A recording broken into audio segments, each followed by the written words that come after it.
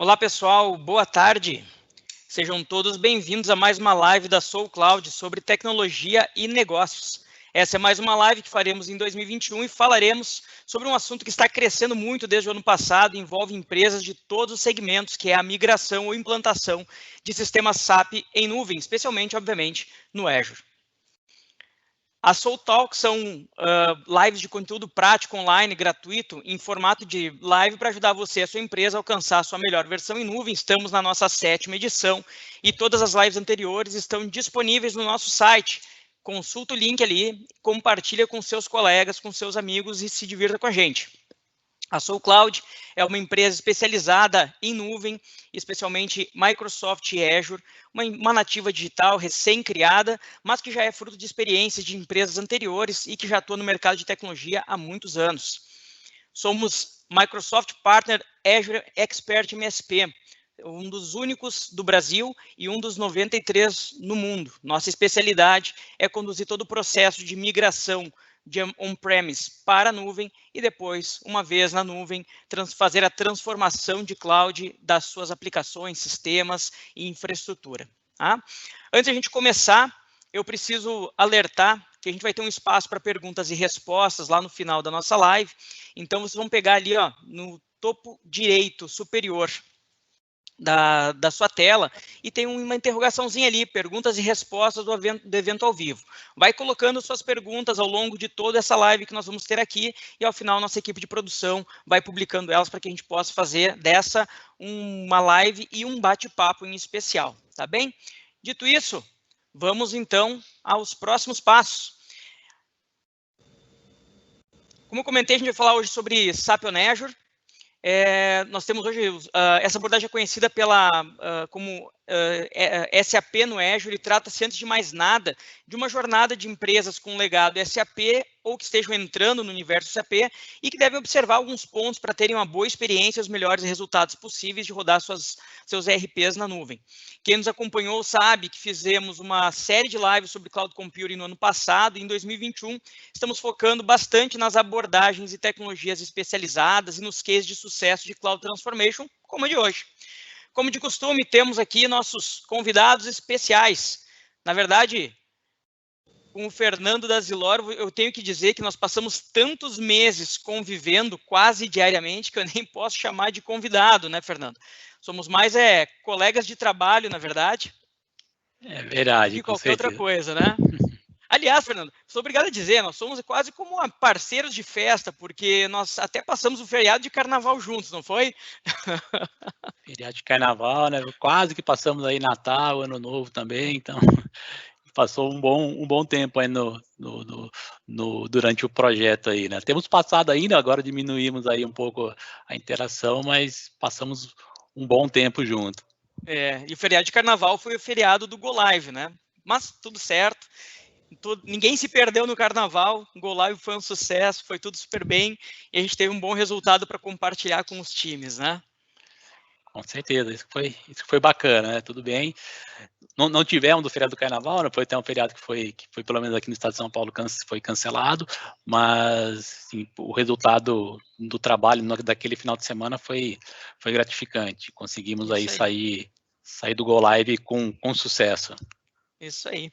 Bom, Fernando Silva, IT Leader e IT Coordinator na Zilor, e que foi nosso concierge, então, no processo de migração do SAP On-Premise para a nuvem. Né? Fernando é prata da casa da Zilor, é membro do Hub Uniagro, que é um grupo que reúne gestores de TI e de empresas pertencentes ao agronegócio. Está lá em Lençóis Paulistas, né, Fernando? Está quente, está frio, está chovendo? Como é que está por aí? Tá quente. A Ana comentou que em São Paulo tá chovendo, mas aqui em Lençóis tá quente, sol, e sim, tem que ficar no ar-condicionado, porque fora não tem condições não, tá muito quente. É isso aí. Bom, e temos também, bem introduzida aqui, a Ana Luísa Gama, Microsoft Cloud Specialist, especialmente focada em agro e manufatura. Tudo bom, Ana Lu? Ana Lu está em São Paulo, né? Sim, estou em São Paulo. O Fernando comentou aí que tá chovendo aqui, tá chovendo, mas está abafado, tá quente também. Mas é isso, sou especialista aqui na Microsoft, com foco principalmente em infraestrutura e aplicações. Trabalho com clientes de agronegócio, manufatura, bem de consumo. Então, todas as 3 fases aí, né, do processo de produção são clientes aí que eu venho trabalhando. Bom, Microsoft está super atenta a esse movimento de SAP na nuvem e que tem recentemente anunciado muitas novidades nesse segmento. A gente vai falar um pouquinho sobre elas no dia de hoje, né, Ana? Mas daqui a pouco a gente volta. Vamos terminar aqui fazendo um jabá da Zilor, né? Esse nosso super cliente, super importante, vai compartilhar o case conosco hoje. O Fernando está representando, então, a Zilor por todo o processo que a gente acabou de passar. E eu quero falar um pouquinho, né, para que as pessoas conheçam também. Zilor, que é um grupo privado brasileiro, tem negócio nas áreas de energia, alimentos, propriedades agrícolas, mas em especial focado na produção de açúcar, etanol e energia. Também desenvolve processos biotecnológicos por meio de uma unidade especializada na produção de ingredientes para alimentação humana e nutrição animal, né, Fernando? E hoje é a maior acionista da Copersucar, né? Nada mal para quem iniciou sua história lá nos anos 40, né, processando a primeira safra lá na usina São José, em Macatuba, né, para a produção de açúcar mascavo, né, Fernando? Você estudou bem a história, hein? Nada, mas eu quero que tu conte mais. Conta para nós como é que está a Zilor hoje, como é que são as operações de vocês. Acho que o Rodrigo aí resumiu bem, né? Acho que a história da Zilor, esse ano a Zilor completa 75 anos de história, então é uma empresa, é uma multinacional brasileira, então tem operações aqui no Brasil, tem operações nos Estados Unidos e Europa. De fato, assim, os principais produtos são açúcar, etanol, energia elétrica e os produtos da Biorigem, que são ingredientes baseados fabricados por meio de biotecnologia, vindo lá do insumo inicial lá da cana-de-açúcar. A Biorigem produz ingredientes tanto para a indústria de alimentação humana quanto para a indústria de ração animal.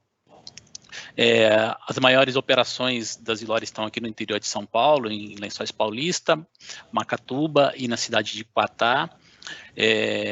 Comentei também, a gente tem operação nos Estados Unidos, então tem uma fábrica nos Estados Unidos de ingredientes, e aí operações comerciais tanto América Latina, na América do Norte, Europa, Ásia e aqui dentro do Brasil também. Nós temos aí, a Zilor tem 3 usinas de açúcar e etanol aqui no interior, que eu comentei, o escritório headquarter, que a gente acabou até mudando um pouco de operação, né, porque o escritório praticamente foi para as casas, né, em home office aí durante o último ano, mas o principal escritório da Zilor, o headquarter, é aqui em Lençóis Paulista. Então, praticamente essa operação. Falando um pouco de número, a Zilor, ela tem uma capacidade, para quem é de usina, vai entender um pouco o número que eu falo, mas a Zilor aí tem uma capacidade de moagem aí de aproximadamente 12 milhões de toneladas por ano, e aí com o resultado sai a produção de açúcar de vários tipos, de etanol, de energia elétrica também, baseado aí em biomassa, dos ingredientes da Biorigem, e toda a produção de açúcar e etanol, que o Rodrigo comentou, a Zilor é acionista da Copersucar, né, cooperada da Copersucar, então toda a produção de açúcar e etanol é comercializada por meio da Copersucar, nesse processo. Muito bom. Fernando acabou de conduzir um processo, acabamos de passar junto com a Zilor, né, Fernando, um processo de migração bastante peculiar, né, que foi a migração do SAP com anos de operação on-premise para o Azure, né. Obviamente, dado que vocês já usam SAP há bastante tempo, esse legado representava não só a complexidade pela mudança de versões, né, para a migração, como também todo um histórico de alterações e ajustes que foi feito ao longo do tempo, né. Comenta um pouquinho, assim, só para a gente posicionar o pessoal que está conhecendo o case, Fernando, os principais módulos, as principais seções do SAP assim, que vocês utilizam e que fizeram migração agora no início desse ano. A Zilor tem o SAP já há muito tempo, talvez uma das primeiras empresas no Brasil, ou talvez uma das primeiras do agro aí a ter SAP no Brasil. O projeto SAP aqui na Zilor começou em 96, um go live em 97, então são, contando 24 anos aí praticamente de SAP. A gente até então, nós tínhamos aí, assim, o que nós temos, né? A gente tem um portfólio relativamente grande de SAP, então ECC com praticamente quase todos os módulos, então com a parte de financeira, a parte de controladoria, contabilidade, fiscal, vendas, materiais, planejamento de manutenção, qualidade, documentação, e aí tem outros módulos, CRM, BW, Portal, SAP Fiori, então tem um conjunto de aplicações SAP grande. Até então, eles todos estavam instalados localmente, em servidores locais aqui da Zilor. A gente sempre utilizou a plataforma Power, desde lá do início do projeto lá em 96, a gente vem com plataforma Power, com um sistema operacional AIX, e estávamos assim até hoje não, né? Até ontem, né, praticamente. E dentro desse processo o porquê, né, que a gente começou a analisar, tirar essa infraestrutura interna e levar para uma nuvem. A gente vinha a gente estava num processo, as máquinas que nós tínhamos, a infraestrutura, ela já estava, ela não podemos dizer obsoleta, ela atendia muito bem aqui a demanda das lojas, não tinha problemas de performance, problemas de downtime, mas já era uma infraestrutura que estava praticamente com 9 anos, uma infraestrutura da IBM, e obviamente a gente sabe, né, a gente que é de infra, a gente sabe que por mais que elas estão suportadas pelo fabricante, estão lá dentro do contrato de suporte, a gente sabe que tem um desgaste natural, muito equipamento mecânico, equipamento físico, e a gente não estava preocupado com isso. Então isso aí era algo que nos ligava uma luz amarela aqui para a gente mudar essa infraestrutura. E paralelo a isso, a gente vem como a maior parte das empresas que trabalham, que tem SAP ECC, a gente não está no HANA ainda, a gente não está no S4HANA, a gente está no ECC, com o banco Oracle, e a maior parte das empresas que tem esse cenário que a Zilor tem, em algum momento, ou já começou, ou pretende começar a discutir algo sobre o S4HANA, porque é uma evolução natural do SAP, a própria SAP recomenda e vem até forçando esse movimento para a mudança. Então, a gente ficou naquela discussão, falar, quando que a gente vai para o S4HANA? Então, vamos associar a mudança de infra com a ida para o S4HANA? Então, lá atrás, quando a gente começou a discutir sobre esse assunto, pelo menos há uns 4 anos atrás, a gente ficou nessa discussão. Então, segura, vamos esperar para ir para o S4HANA, quando a gente for para a nuvem, a gente já faz um movimento só de atualização de infra e mudança de versão do SAP, e ficamos nessa aí. Só que a gente decidiu que a gente não ia para o S4HANA agora, foi uma decisão estratégica da empresa, decidimos não ir para o S4, e aí a gente descolou o projeto de infra com o projeto de migração para o S4HANA. Então, falando, vamos tratar, e até acho que é algo legal, porque a partir do momento que a gente fosse para a nuvem, a gente teria muito mais flexibilidade de fazer um projeto depois de HANA, porque se eu migro para uma estrutura on-premise, se eu troco a infraestrutura e coloco algo dentro de casa, eu já teria que pensar em um projeto de HANA, que eu não sei se vai acontecer daqui 1 ano, daqui 2, daqui 3 ou daqui 5 anos, a gente não sabe isso aí ainda. E indo para a nuvem foi um dos motivadores. Falando, legal, eu estou na nuvem, eu posso a qualquer momento parar uma máquina que eu estou no ECC e subir uma máquina para o S4.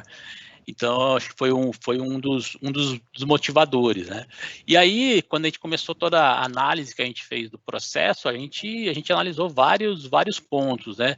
Um ponto, por exemplo, que a Zilor não tinha até o momento um DR estabelecido, então, para a gente estabelecer um DR com uma infraestrutura on-premises, ou mesmo a parte de produção on-premises e o DR em nuvem, tudo era um pouquinho mais complicado. A partir do momento que a gente decidiu ir para a nuvem, a gente ganhou um pouco mais essa flexibilidade, tanto que a parte DR, inicialmente, ela nem fazia parte do projeto, e a gente conseguiu até, por uma oportunidade, inserir no projeto, e estamos aí praticamente com o DR finalizado. Muito bom. Aliás, não foi só uma migração, né, Fernando? Foi uma migração com re-architecting aqui, né, com uma transformação de ambiente on-premise rodando AIX para uma plataforma x86 em nuvem, né? Então, são 2 mudanças em uma, assim, né? Trazer mais o HANA para essa brincadeira aqui ia criar uma análise combinatória bem perigosa, né? Possível, Exato. mas exigiria mais planejamento, esse é fato, né? Sim, na verdade, esse ponto foi bem lembrado na parte de plataforma, de mudança de plataforma. A gente tinha decidido também, porque a gente estava com dificuldade já de encontrar profissionais do mercado, de AIX, enfim, não é, assim, é uma big plataforma que nunca deixou a gente na mão, só que a gente começou a ter dificuldade de encontrar profissionais para fazer qualquer, às vezes, alteração simples ou mudança simples em sistemas operacionais. E aí a gente decidiu, independente se fosse para nuvem ou não, que a gente mudaria de plataforma, a gente iria para a plataforma x86. Então essa foi uma mudança. E a gente também tentou fazer o projeto da forma mais suave possível, sem mudar versões de banco, sem mudar a versão de sistema operacional, para que isso aí tivesse o menor impacto possível na operação. Tanto que uma das discussões lá no início do projeto era fazer o nosso ECC, ele é não Unicode. Todos os outros ambientes já são Unicode, e o ECC é não Unicode. Então, uma da discussão, vai para Unicode, não vai para Unicode, e aí a gente chegou até a conclusão, se fosse para Unicode, a gente teria que aumentar muito o número de testes e ajustes que teríamos que fazer durante o projeto.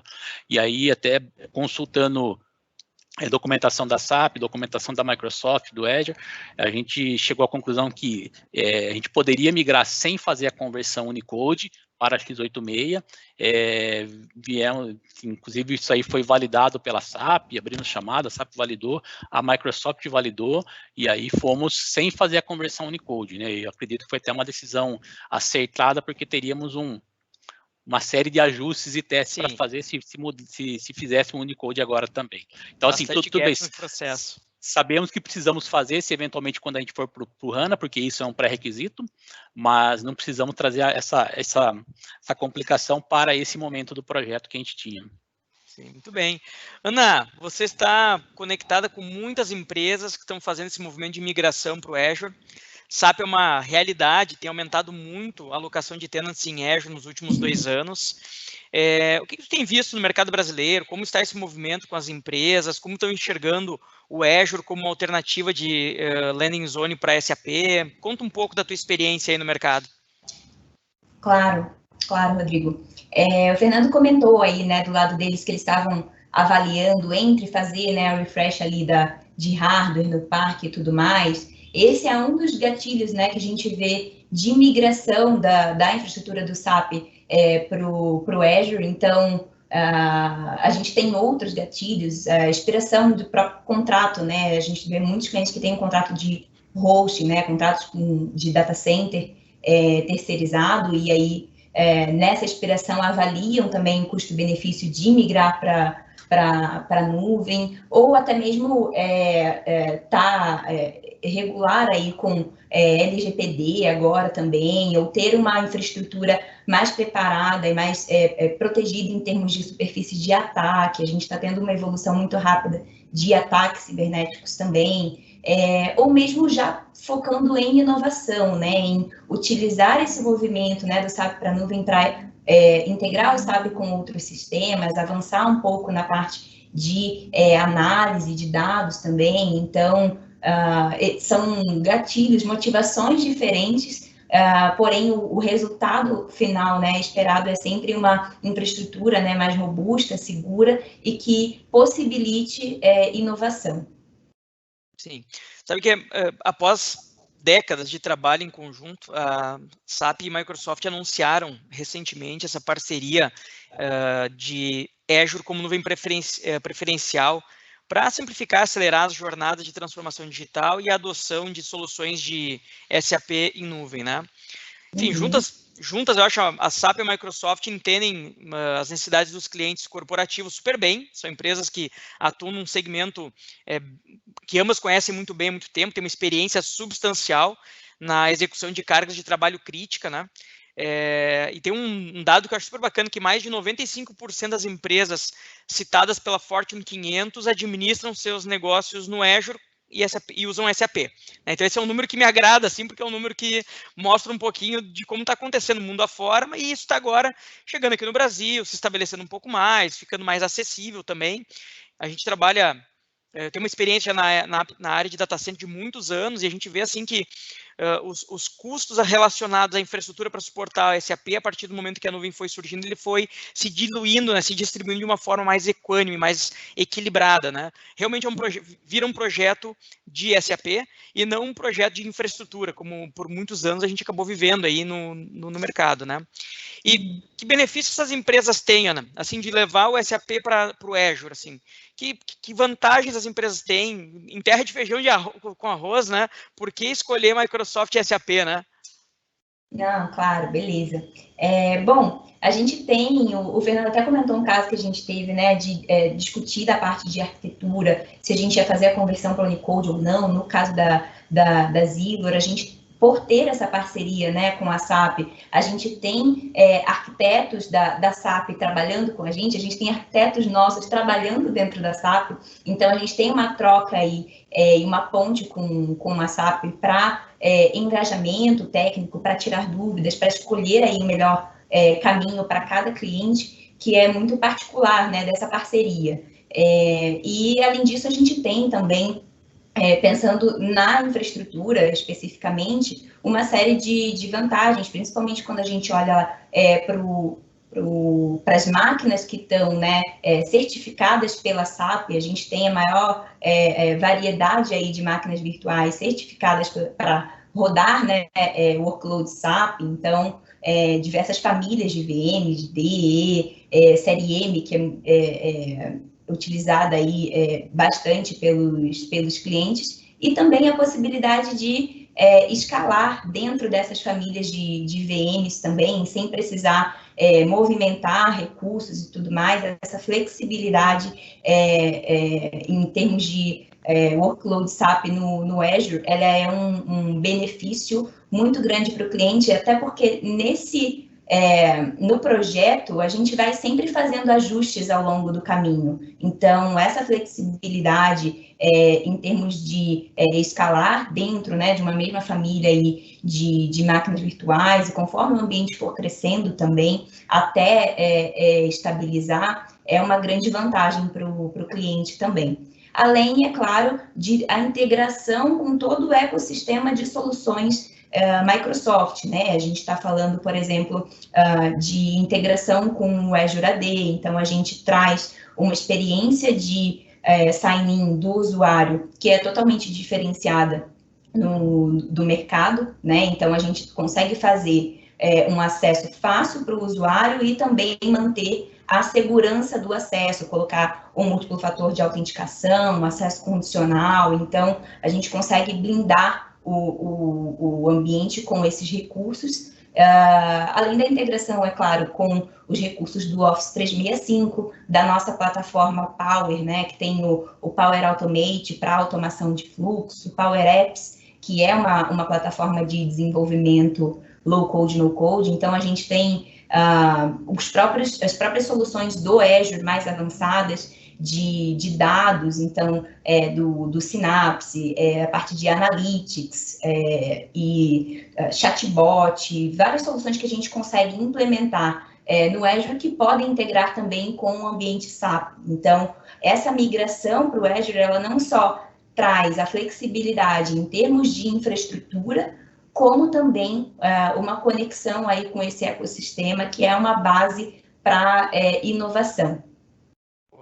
Sabe que eu tenho dito ultimamente assim, que as empresas acabam fazendo grandes mudanças pelo amor ou pela dor, né? Tanto amor pela eficiência e produtividade, quanto a dor da redução de custo e risco de negócios, né? E daí, nos últimos 2 anos, a gente viu muito disso acontecendo. E o Fernando comentou uma coisa agora há pouco, que eu acho que é legal lembrar, o SAP ECC 6.0, por exemplo, ele está com um end of support agora para 2020 e poucos aqui, né? 2027. E assim, já tem gente olhando agora porque sabe que uma migração como essa, às vezes, não é tão trivial e ela tem que começar antes, né, até para que consiga mudar os processos de negócio e fazer as transformações todas. Então, às vezes, esse horizonte um pouco mais longo, que é característico do SAP, tu planeja ele para 2, 3, 4 anos à frente, talvez ele esteja um pouco desconectado da grande realidade dos projetos de tecnologia, né, que são projetos mais curtos, né, projetos de 1, 2 anos, né, para a SAP é normal a gente falar de projetos de 5, 6 anos às vezes, né, de estar planejando 6 anos à frente, porque a gente sabe que isso tem todo um rito para ser seguido e um formato para ser executado. Mas, Ana, conta um pouco mais sobre o que as empresas estão considerando dessa parceria da Microsoft com a SAP, mas em especial, assim, da parte institucional, assim, como é que a Microsoft e a SAP estão se posicionando e que tipo de mensagem, assim, as pessoas que estão na área de tecnologia, na área de negócio, podem esperar da SAP e da Microsoft aí para frente? Legal. A gente trabalha, né, principalmente considerando a jornada para a nuvem como um todo, com um framework de adoção de nuvem, né, de definir estratégia, né, junto com os nossos clientes, de como é que vai ser o approach desse projeto, o planejamento, até a parte de adoção mesmo que é a migração em si, né, e também a governança, né, nesse processo. E a gente tem diversos recursos para apoiar os nossos clientes nessa jornada. Então, a gente tem equipe, né, de engenheiros Microsoft que ajudam os clientes nesse processo, que acompanham o projeto aí a 6 mãos, junto com um parceiro também, né? Então, a gente, o que não falta, né, são recursos para ajudar nessa caminhada, e a gente vê de suma importância também a questão de capacitação dos clientes. A gente tem programas de treinamento também para que o cliente se sinta seguro em administrar a plataforma, administrar os recursos, até explorar novos recursos à medida que vai aprendendo. Então, a gente tem um pilar muito forte de treinamento também, que junto com o apoio do nosso time de engenharia, né, esse approach fazem uma diferença muito grande no processo de migração. A Fernando, inclusive, vivenciou, né, o Fast Track aí de SAP, né, Fernando? Carlos Mota nos deu uma ajuda gigante nesse processo, em especial quando a gente estava discutindo questões de versionamento para poder fazer a migração. Mas o Fernando teve um timaço, tá, Ana? O Fernando teve um timaço nessa migração. Além de todo o pessoal envolvido da Zilor, o time da Soul aqui, que estava trabalhando no projeto de infra e migração para a nuvem, a Roadmap IT, lá do Léo, com a parte de SAP Basis, a DBSI, com a parte de banco de dados, key users de todas as áreas de negócio que se envolveram, em especial mais próximos do Go Live, a Microsoft, a SAP dando suporte de fabricante ao projeto, as notas, ao próprio Fast Track da Microsoft, enfim. Fernando, tu que foste o líder desse projeto aí, o líder máximo, né? Junto com o Belete, quais foram os seus maiores desafios de tocar um projeto como esse, do ponto de vista de sistema, versionamento, compatibilidade, recursos espalhados, pessoas que nunca se encontraram, não se conheciam? Conta um pouco para nós aí. Acho que teve vários desafios, né? Tô falando se eu conheço o Rodrigo assim só por vídeo, né? A gente fechou todo o projeto, então toda a equipe do projeto a gente fez ele 100% sem uma única reunião presencial. A Ana Lu, o time da Microsoft, então, inclusive, dentro do Fast Track, teve até o time da Microsoft que fica nos Estados Unidos, né? O Carlos, ele é brasileiro, mas fica lá na Microsoft dos Estados Unidos, que deu um grande apoio, inclusive, em todo o dimensionamento das boas práticas do SAP dentro do Azure, então, fez até Alex na Costa Rica também, né, Fernando? O Alex. Você acredita que o Alex eu conheço pessoalmente, porque ele já veio uma vez aqui no Zilor. O Alex e o Yvon.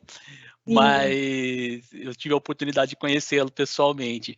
Mas, assim, acho que o time Microsoft deu todo o direcionamento para questão de versão, boas práticas, a forma de você configurar os servidores, até dimensionamento das máquinas, até fizeram alguns ajustes pontuais dentro do projeto que a gente tinha desenhado inicialmente. Então, acho que isso foi bacana e conseguiu mitigar eventuais problemas que poderíamos ter se não tivéssemos feito.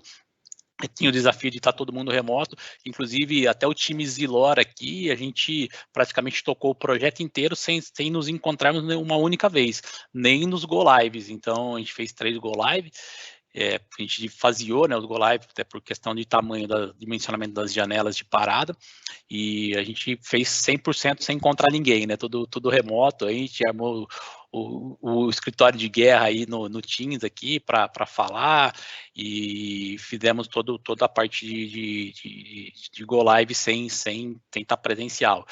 E aí outro desafio que aí foi uma questão técnica técnica não, né, mas uma questão de estratégias e lore. A gente precisava fazer esse Go Live nesse período de entre safra. Para quem é do mundo aí de agroindústria, sabe que as usinas ela tem um período que geralmente é de novembro a março, dezembro a março, depende de cada empresa, que é o período de entre safra, que geralmente é um pouco mais, não é tranquilo, mas é um pouco mais tranquilo, porque você não tem a produção de açúcar e etanol. Então a gente tinha essa janela de parada.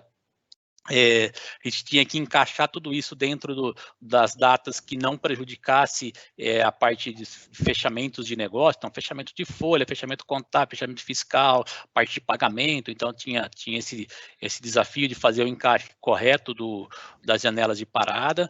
E a Zilor, assim, ela está não Zilor, né, mas assim, a gente, como todas as empresas, a gente está assim, com uma série de demandas internas, enfim, todo esse desafio de trabalhar remotamente, toda a preocupação aí com a pandemia, enfim, que aliás de fevereiro para cá infelizmente acabou piorando um pouco, e então assim, tinha todo esse desafio de conseguir alocar, por mais que foi uma migração extremamente técnica que nós fizemos, tinha o desafio que obrigatoriamente você precisava fazer pelo menos testes unitários. Então você tinha que pegar o pessoal do time de sistema para fazer testes à parte, mudou uma parte, mudou o ECC, mudou o QA, então vamos testar o QA lá na nuvem, validar. Só que o time de sistema também estava alocado totalmente em outras demandas e outros projetos. Aí tem que fazer o teste de emissão de nota, tem que ter o time de fiscal, o time contábil para fazer toda a validação.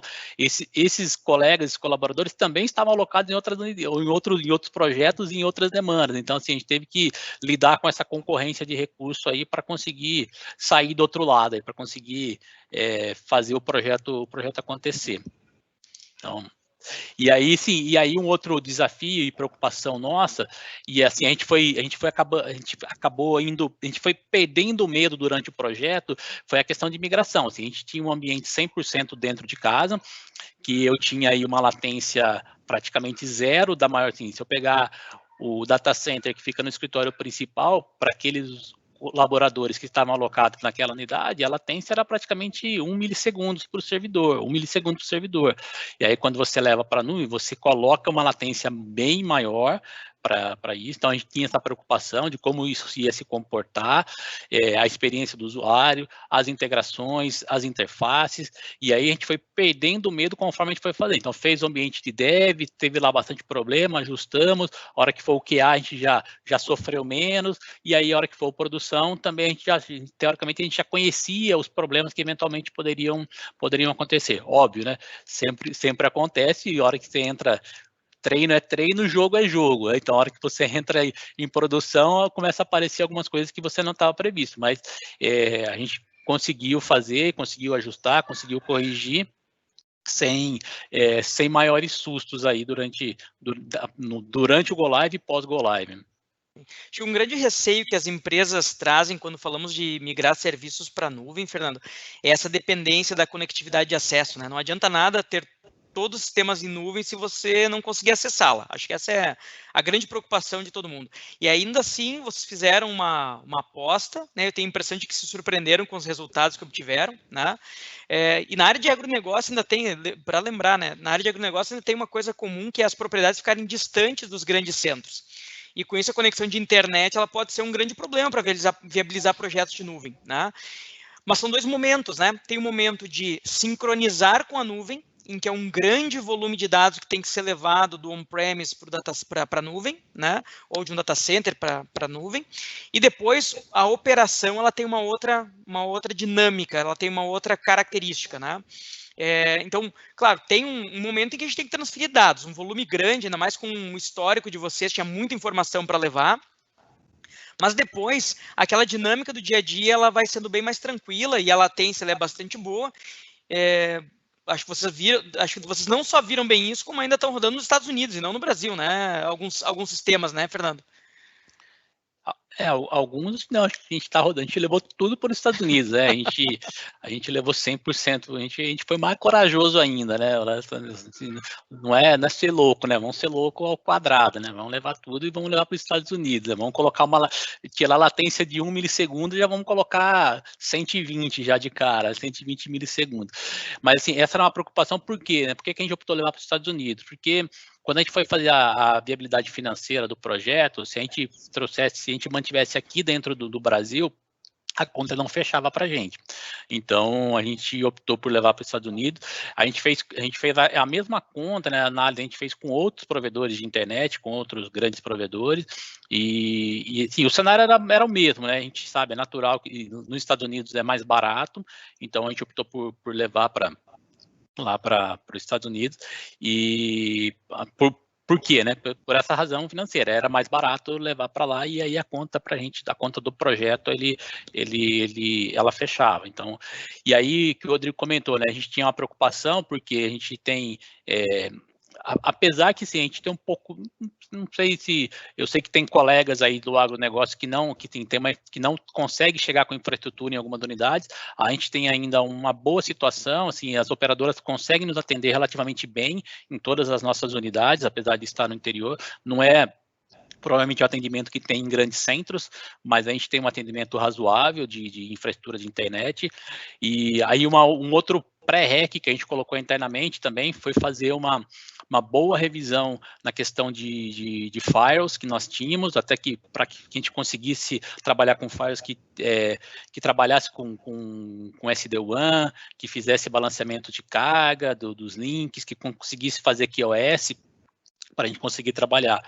E aí, um outro ponto que o Rodrigo comentou, né, que assim, você tem dois momentos, né, o momento de você fazer a transferência de um volume grande de dados, e aí a gente trabalhou com um provedor que conseguiu ampliar provisoriamente um dos links internet, então a gente subiu um link aí que a gente tinha de 200 megabits para 1 giga durante o período de projeto, então a gente manteve esse link aí por um mês, 1 giga, para poder agilizar e diminuir o tempo de janela necessário para fazer a transferência dos dados. Isso aí. Dentro desses recursos, né, Fernando e Ana, quando a gente vai se preocupar em desenhar um projeto, fazer um design solution de migração de SAP para o Azure, a gente olha muitos aspectos que são importantes, assim, claro que banda é um deles, uso de máquinas SAP certificadas no Azure é outro, ter uma estratégia de migração e criação de landing zones SAP no Azure é muito importante, saber como a gente vai aterrissar lá nessa nuvem e como vai ser os próximos passos a partir dali, né? A própria solução de backup nativa, integrada, certificada pela SAP ajuda bastante, solução de disaster recovery bastante simplificada para a infraestrutura SAP ajuda bastante também, porque essas coisas vão tirando problemas da frente durante a migração e vão reduzindo nossa dificuldade, né? E ainda tem assim uma lógica, né, de otimizar a arquitetura para consumo através de recursos reservados que nos dão mais uma economia de longo prazo depois que a migração já acabou, que está tudo organizado. Acho que são pontos importantes, né, que ajudam a tirar um pouco desse medo de levar para a nuvem, né? Levar o SAP para a nuvem sempre normalmente é o sistema mais crítico das companhias, né, quando ele existe.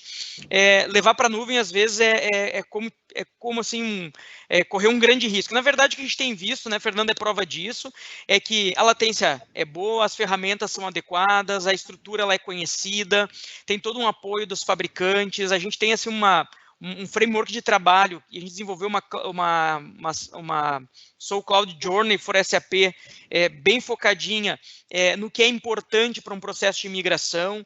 Ao final desse processo, quando nós fazemos o cutover dos sistemas, existe uma etapa de sentar com o cliente de novo, revisar todos os pontos, mas mais importante, fazer a passagem, né, fazer o handover de tudo que é necessário, criar os runbooks, monitorar os sistemas, botar o disaster recovery e backups a funcionarem, para garantir que tudo aquilo que foi sendo feito foi sendo preservado e que qualquer dificuldade que a gente venha a ter esteja preservada e não se perca nem o trabalho, nem o esforço e nem prejudique as operações da companhia.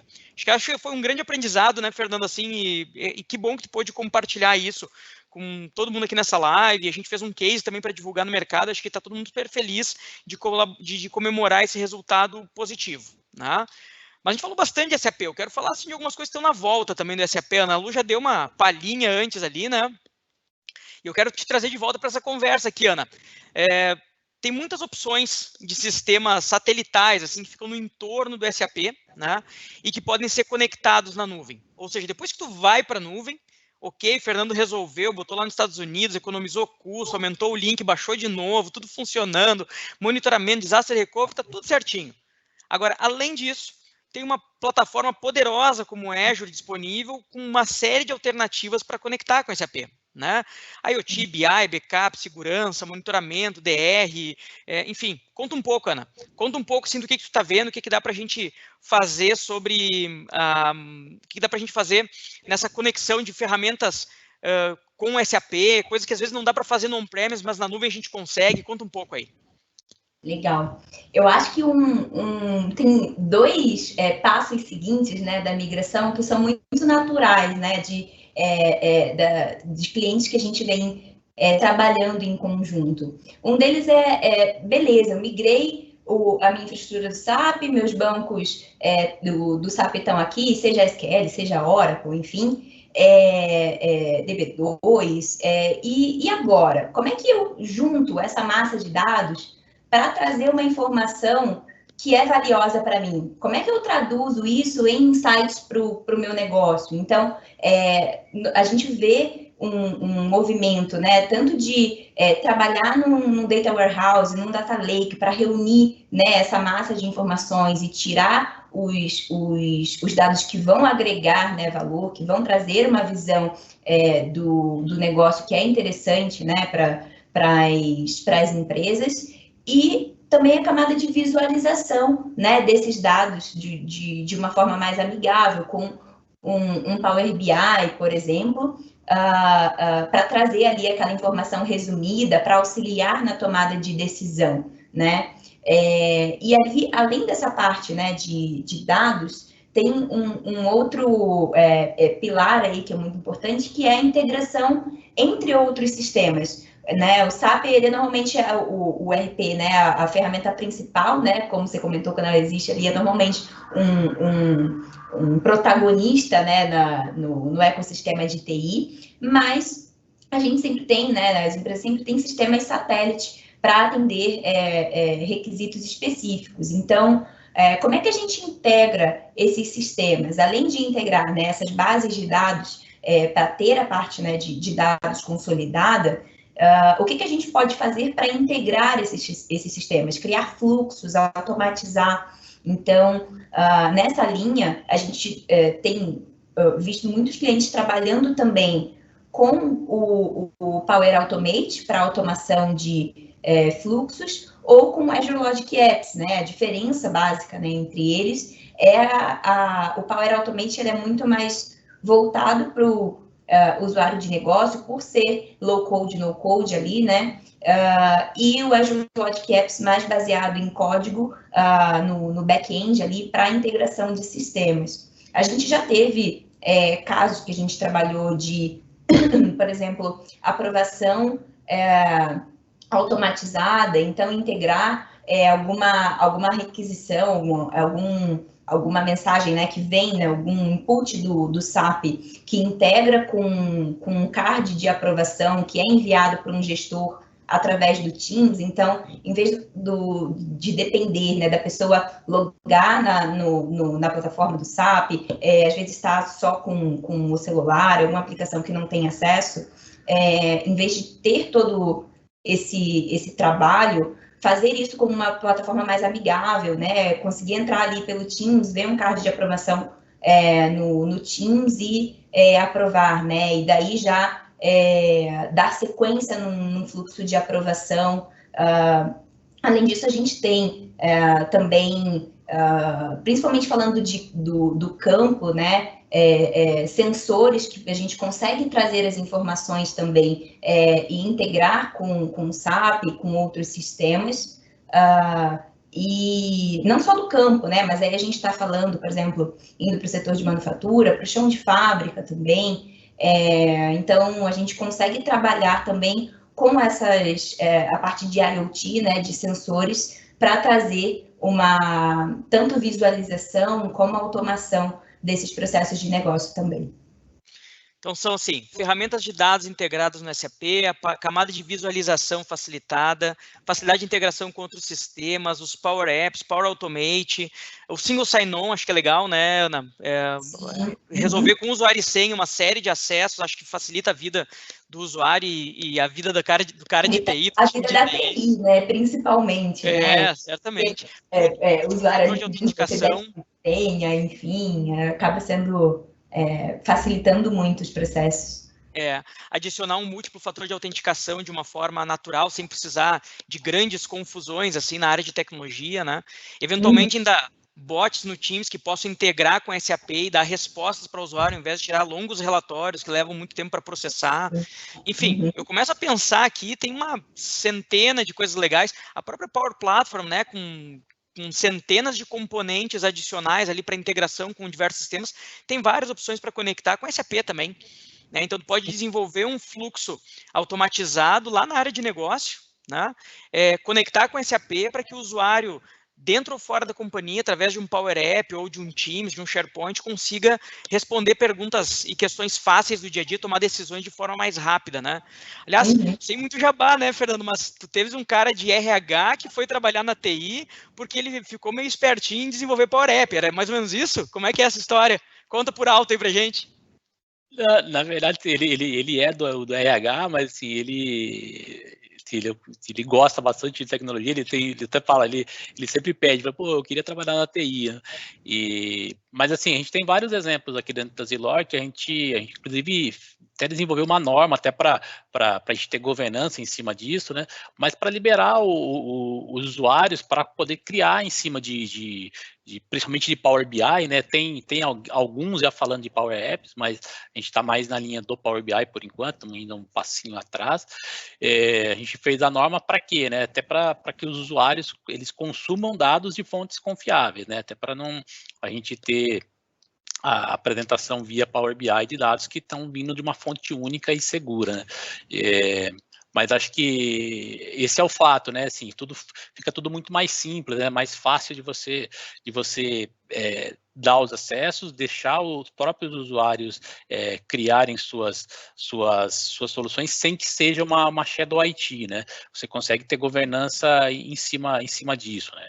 A facilidade. E aí, assim, que a Ana comentou, e o próprio Rodrigo, assim, pô, a gente, quando a gente vai, né, para a nuvem, a gente sempre lê e vê, fala, pô, é fácil provisionar as coisas, é fácil você testar, é fácil você testar um recurso, e a hora que você tá lá, poxa, assim, para a gente que é de infra, para você provisionar coisas simples, às vezes, que você demorava aí 15, 20 minutos para fazer numa plataforma on-premise, na nuvem, assim, com 2, 3 cliques em questão de segundos, você sai com o negócio pronto, né? Óbvio, né, tem que ter o cuidado, porque tudo custa, né, então, assim, tem todos os recursos lá disponíveis, e isso aí, se você não tiver a governança e o controle de uso, você também pode ampliar muito o custo. Você vê muita gente falando, quando eu fui para a nuvem, meu custo aumentou um monte, então, de fato, essa é uma preocupação, a gente tem essa preocupação. Mas o acesso aos recursos é muito simples, né? Se você tiver profissionais ou um suporte, alguma empresa te suportando que conheça bem da plataforma, poxa, é muito, assim, desde coisas que o Rodrigo comentou, backup, DR, provisionamento de endereço IP, file, segurança, interface web, enfim, o céu é o limite, né? A cloud é o limite, né? Você pode viajar assim e criar soluções para que atenda ao seu negócio assim de forma muito simples e rápida. Sabe que eu tenho visto muitos casos, assim, Brasil afora, em todos os segmentos, de empresas entregando na mão dos usuários não técnicos, que não têm perfil de desenvolvedor ou de programação, a capacidade de, com códigos que a gente chama então de low code ou no code, ou sem codificação, né, arrastando caixinhas e fazendo funções simples, conseguir consumir diversos sistemas. Acho que talvez o SAP seja um ecossistema que traz muito conectado com ele a planilha de Excel, né? Porque o SAP é um sistema regulamentado, ele é duro, né? Ele tem as coisas são como tem que ser, né? E aí qualquer coisa que quiser fazer fora dele, tu acaba fazendo uma planilha de Excel, assim, toda aquela parte mais vertical de um setor, de uma determinada área, acaba sendo feita em Excel com muita frequência. Na hora que vocês conseguem, né, Fernando, colocar um databus, uma plataforma de acesso a dados de fonte confiável e entregar isso na mão dos usuários, primeiro tu melhora a qualidade e a velocidade da decisão que esse usuário consegue tomar em qualquer uma das áreas da empresa, é o primeiro caso. Quando tu consegue ainda automatizar um fluxo, tu faz com que isso aconteça com agilidade na organização como um todo, sem, como tu bem disseste, criar essa Shadow IT, que é o grande terror das áreas de tecnologia de todas as companhias. Gente, mas eu preciso abrir para perguntas, tem um monte de perguntas aqui, o nosso tempo está acabando, eu preciso botar algumas na mesa, tá? Deixa eu correr rapidinho aqui, elas já estão publicadas, tá? Diz o Fernando da Dori: Fernando, parabéns pelo projeto, em qual região está o SAP de vocês e como você tratou o problema atual da latência? Acho que a gente comentou, foi, o da Dori deve ser o Gustavo, né? Grande Gustavo. Gustavo, isso mesmo. Na verdade, a gente colocou os Estados Unidos na região leste. Estados Unidos, então, de fato, teve a latência aí, média aí para a gente está dando aqui em torno de 130 milissegundos, mas assim, a única coisa que a gente precisou tratar, de fato, foi as interfaces, né? Até então a gente não tinha uma preocupação, como todas as interfaces de sistemas legados, os sistemas satélites ao SAP, que conectavam com o SAP de uma forma ou de outra, estavam praticamente no mesmo servidor ou no mesmo data center, a gente nunca teve preocupação com performance. A partir do momento que a gente tirou o SAP daqui de dentro e colocou uma latência de 120 milissegundos, essas interfaces a gente teve que, algumas delas, redesenhar para que tivesse uma performance otimizada. Então, um select de banco que fazia de um lado para o outro, um update que tinha que fazer de um banco daqui interno para um banco do Azure, ou o contrário, a gente teve que repensar e usar práticas aí que otimizasse essa performance.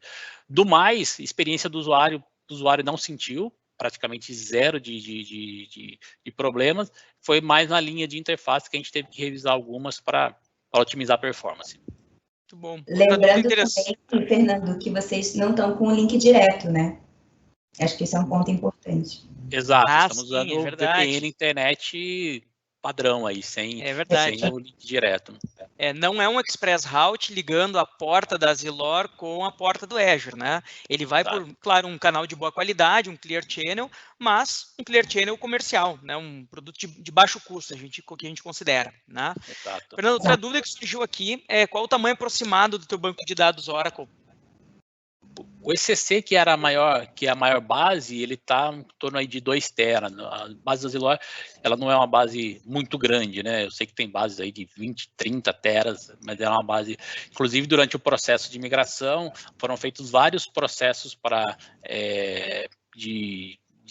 redução de logs, enfim, para conseguir reduzir um pouco essa base, inclusive, mas dá nessa faixa aí de 1,5 tera a 2 teras. Muito bem. Ana, é possível usar qualquer máquina virtual para rodar SAP? Não, a gente tem as máquinas que são certificadas pela SAP. A gente tem uma documentação nossa, oficial Microsoft, e lá a gente tem todas as máquinas homologadas e certificadas pela SAP para rodar cada tipo, né, de carga SAP. Muito bem. E como é que faz para conectar uma Power Platform com SAP no Azure?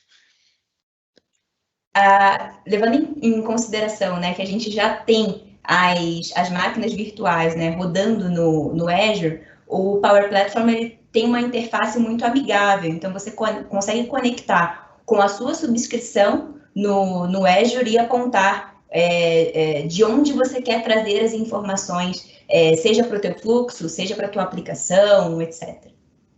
Muito bem. Tem componentes, né? Alguns, dependendo de como está a integração, tem componentes que a gente pode conectar na Power Apps para trazer e tem outros que a gente pode usar a partir de outros sistemas que eventualmente sejam disponibilizados pela empresa, né?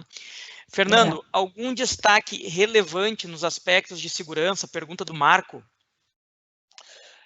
Assim, Sim e não, né? A gente seguiu junto com o time da Microsoft as recomendações de segurança, então, mas sim, não foge muito do que você tem on-premise, né? Então, segmentação de rede para ambiente de QA, para ambiente de dev, ambiente de produção, a não exposição desses ambientes direto para a internet, quando é necessário, no caso do Fiori, por exemplo, que tem acesso externo, isso aí está numa DMZ e está atrás de um firewall, coisas desse tipo, né? Mas assim, nenhuma preocupação além do normal.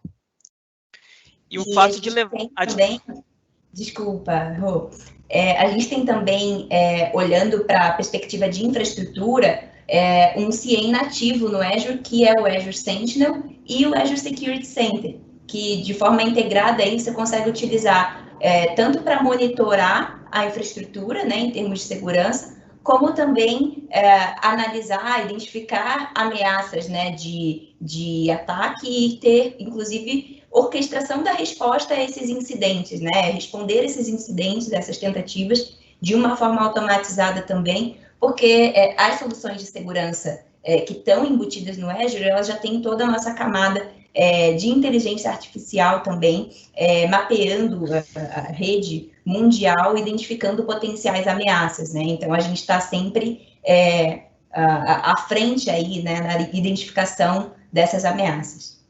Aí fica a dica, viu, pessoal? Quem não conhece ainda o Sentinel e está procurando uma solução de CIEM, tem que olhar. Tá? Não há comparativo igual do ponto de vista de custo-benefício no mercado e nem com tantos requisitos como a Microsoft tem trazido no Sentinel, que vem crescendo rapidamente a cada trimestre. Assim, o roadmap é gigante de coisas acontecendo. Aninha, o fato de levar... Está, inclusive, no nosso roadmap. Isso aí. É que não tem, né? A gente tem dois tipos de projetos de CIEM que as empresas podem fazer, assim, né? Aqueles que já são ligados a um legado e que vão sendo construídos e já trazem uma disciplina e estão ligados a um SOC, ou seja, é aquilo que não dá para mudar porque já vem de muito tempo, tem todo um histórico, uma transformação, a gente vai plugando componentes. Hoje a gente tem também aqueles que vão passar por um retrofit, vão ser redesenhados ou vão ser modernizados, digamos assim, e aí o Sentinel é sem dúvida alguma, assim, líder disparado de benefício, feature, capacidade e com custo ultra competitivo. Então vale a pena dar uma olhada, pessoal, porque o Sentinel está destruindo, vai dar trabalho para a concorrência, não tenho dúvida nenhuma. E já está bem consolidado, tá? Não é ferramenta nova não, tá? Fernando, tu disseste o seguinte, ó, levei os meus dados para os Estados Unidos, a latência está ótima, meu usuário está feliz, tá? Aí vem uma pergunta aqui no chat que diz o seguinte, tá, o fato de levar para os Estados Unidos não vai ter um custo excessivo de banda quando precisar consumir os dados para um Analytics ou mesmo para um Synapse ou alguma coisa assim? Quando quiser processar esses dados num data lake, algum assim, não vai ter um consumo muito grande de banda? Vocês chegaram a dar uma pensada nisso? Na verdade, o pensamento é o seguinte, se a gente for levar para um outro data lake fora da Microsoft, provavelmente a gente vai ter custo. Se você for um data lake dentro do próprio Azure, não, que talvez seja nesse momento mais sensato. E se a gente também estiver fazendo o consumo via Power BI, por exemplo, que a gente está consumindo da própria base ali que está dentro do Azure, a gente não vem tendo nenhum custo significativo, pelo menos até o momento, tá? Salvo se a gente mudar a estratégia, tiver alguma mudança a estratégia de consumo desses dados, mas da forma como está, não. E aí, como a gente não tem data lake ainda, obviamente que isso aí é um ponto de atenção se a gente for construir em algum momento um data lake, se for tirar esses dados do Azure e levar para algum outro ponto. Comentário, natural, Ana? como em qualquer nuvem, né? Sim. Comentário, Ana? Um ponto adicional aí é que todo tráfego, né, pensando, vou subir um data lake, o meu SAP está nos Estados Unidos, vou subir um data lake no Brasil. A comunicação entre sites do Azure, ela de rede, né, a parte de comunicação de rede entre sites do Azure, ela não é cobrada dos nossos clientes, ela é gratuita. Então, não gera um custo adicional. E tem também, né, como os nossos data centers têm aí a conexão, essa velocidade é boa, não tem nenhum requisito, né, uma preocupação adicional em cima disso. Isso aí. Fernando, agora que o banco de dados está no Azure, como é que fica do lado de SAP aquela questão de acessar os dados diretamente ao database e não mais pelos conectores SAP, RFC, enfim.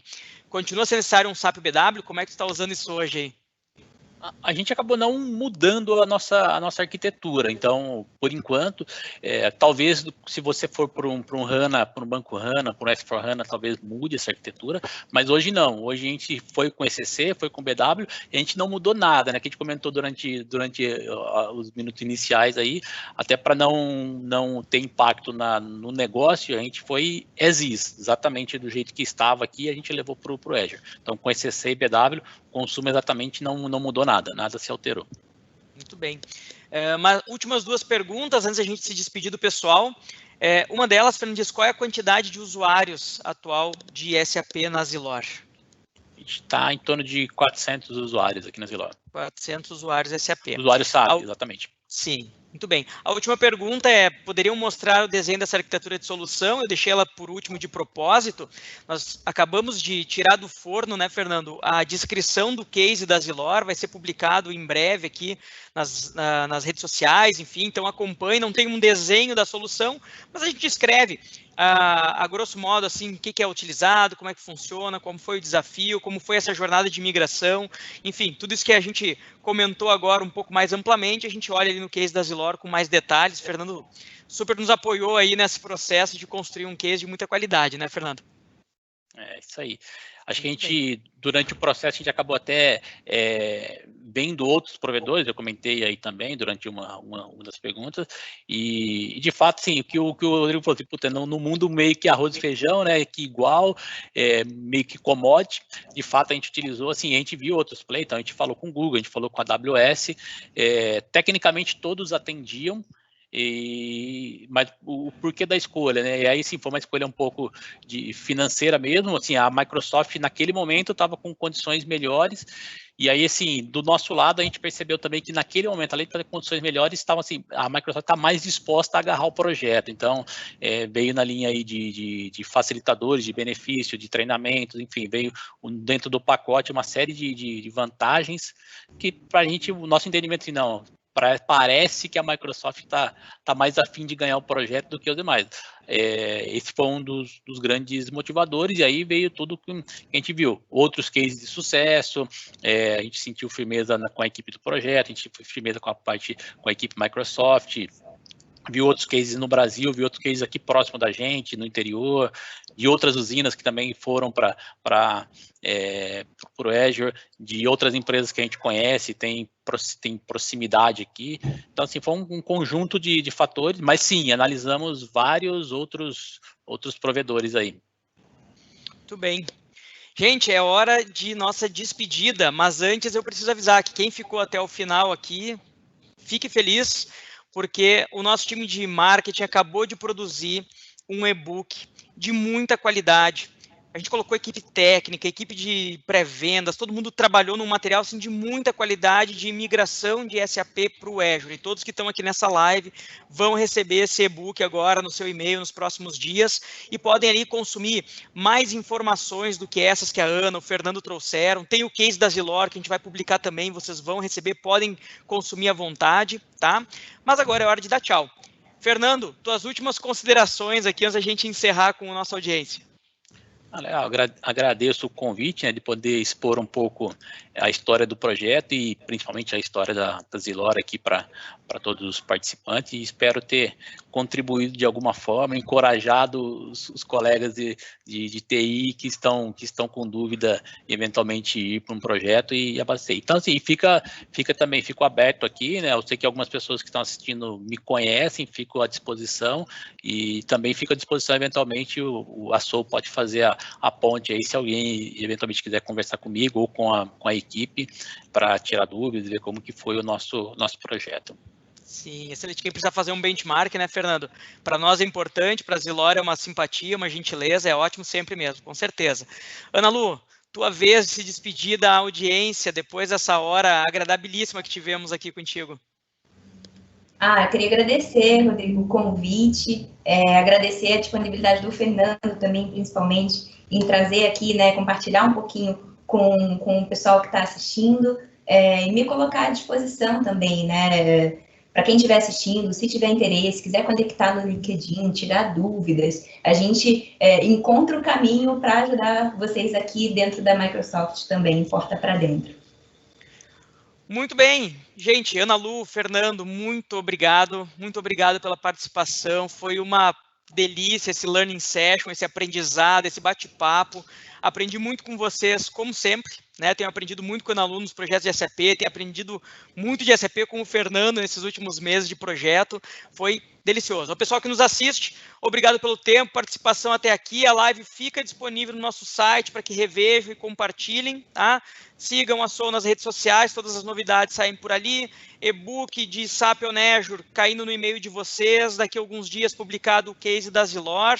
E, gente, muita saúde a todos, fiquem bem, cuide-se, até a nossa próxima live. Valeu!